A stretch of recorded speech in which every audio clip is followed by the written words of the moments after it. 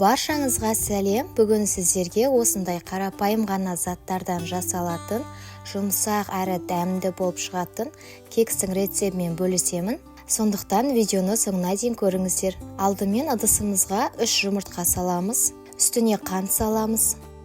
Миксердің көмегімен жақсылап араластырып аламыз. Пирогқа қажетті заттардың барлығын төменгі описание бөліміне де жазып кетемін. Ерітілген сары май құямыз. Жылы сүтімізді құямыз.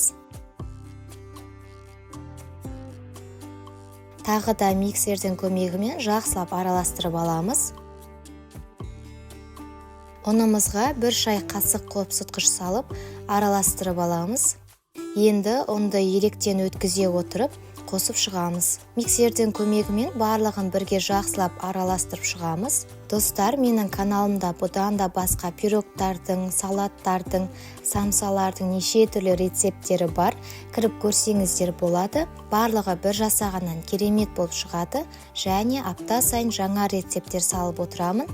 Сондықтан тіркеліп алуды да ұмытпаңыздар. Енді ыдысымызды алып, сары маймен осылай майлап шығамыз. Мен осындай формаға пісіретін боламын. Бұндай форма болмаса, кішкентай формаларға да құйып пісірулеріңізге болады. Салмасын осылай салып аламыз. Пешті алдын ала қыздырып, 180 градусқа 30 минутқа пісіреміз. Достар, менің каналыма кіріп, плейлист бөліміне кірсеңіздер, осындай пирогтар, самсалар, салаттар, тағамдар деп әртүрлі бөлімдерге бөліп қойғанмын. Кез келгеніне кіріп қарасаңыздар, осындай әртүрлі пирогтардың түрлерін салып қойған, самсалардың түрлерін салғанмын. Өздеріңізге қажет рецепті осыдан іздеп тапсаңыздар болады. Кексіміз дайын болды. Үстіне сахарная пудра септім. Өте дәмді болып шықты.